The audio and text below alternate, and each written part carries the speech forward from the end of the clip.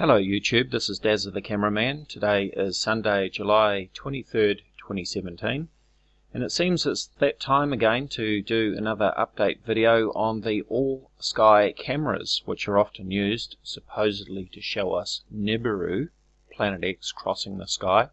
This seems to be a favourite site with the Nibiru watchers, and they go to these AllSky webcams and post these videos supposedly showing Nibiru crossing the sky. For example, here is the Deacon webcam in Australia. Let's take a look at that one, and you can see the recent time lapse from this camera. We're looking at a series of 6 images of the AllSky camera from Deacon, Australia. Now often we see these apparent objects crossing the sky, and people love to make these videos.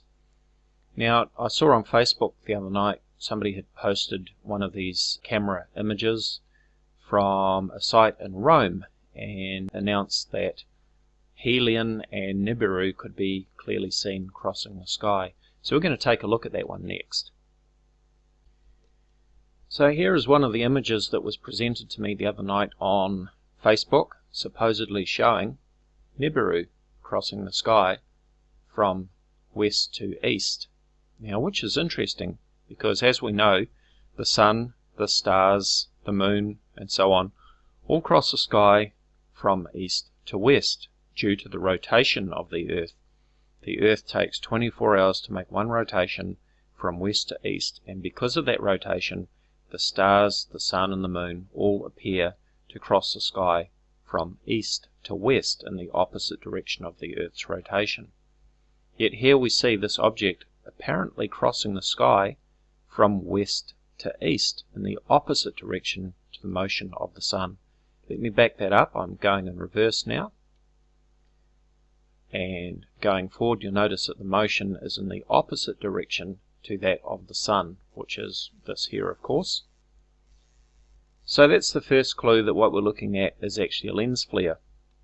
Now when I saw this posted, I said that I would keep an eye on this camera and would endeavour to prove that this was in fact a lens flare and not Nibiru or some other object in the sky.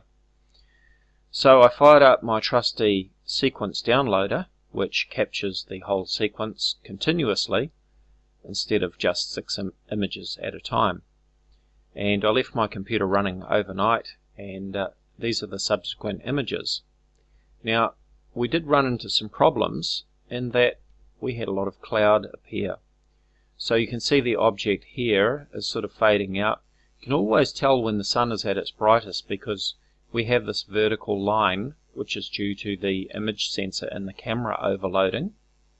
This is called CCD bleeding or CCD blooming, and you can tell that it is caused by the sensor overloading and not something actually in the sky, because we can see this vertical line actually inside the camera housing. It's not just confined to the sky. You can see it spills over into the surrounding area. Watch what happens to our Nibiru as it gets nearer to the horizon and is affected by the cloud obscuring the sun. We can see that it disappears as soon as the sun is obscured enough that we can't see these vertical lines very clearly. We can just faintly see them, but we can't see our Nibiru anymore. But let's keep going. If we look really carefully, we can actually see that our Nibiru extends out into this outer area, and we're actually going to have a clearer view of that a little bit later too. But let me step through.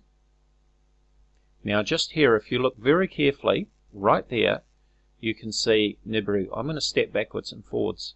Now you can see that our supposed Nibiru object is actually this side of the horizon.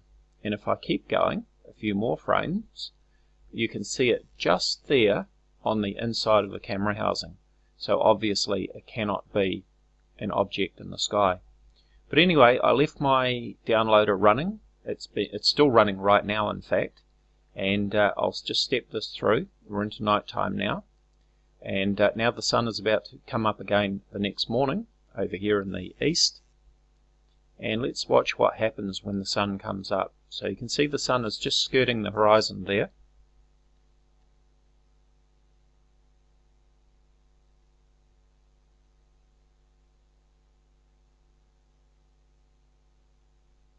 here comes the sun. Now, while you were watching up here, I bet you didn't notice what was happening down here. Let me keep progressing the image, and you can see here is our Nibiru object in the sky again, crossing the sky, and this is about where we picked it up from the day before. But let me run it backwards again, and you watch what happens to our Nibiru. As I'm going backwards, keep an eye on Nibiru down here, and you can see it is clearly within the camera housing. So that's when it first appears, when the sun is nice and bright above the horizon. So let's run it forward again, one more time. So we're going to complete the day's viewing, and watch what happens to Nibiru as it crosses the sky. Now when we got to this point yesterday, we were clouded out, and we lost clear sight of Nibiru. But this time we've got no cloud. Let's watch what happens. Now you can clearly see that Nibiru is inside the camera housing, which of course means it is in fact a lens flare. So there we go, folks. Once again, whenever you see these supposed Nibiru objects crossing the sky in the AllSky cameras, then that's all it is. It's a lens flare, as we can clearly see when we watch the full sequence. Now people like Jeff P. and Steve Olson and the other usual suspects love to post just a few images or even a single image and claim that we're seeing Nibiru.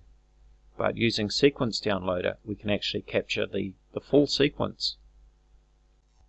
Now I was going to show in this video how to use Sequence Download, but I'll upload that as a separate video so that this video is not too long.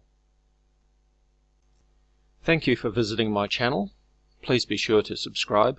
For further discussion, please check out my Facebook discussion page, Voices of Reason to Explain X or Vortex. You'll find a link in the description area. If you'd like to support my work, you'll find a PayPal link on the About tab of my channel. Your support will be most appreciated. Thank you for watching.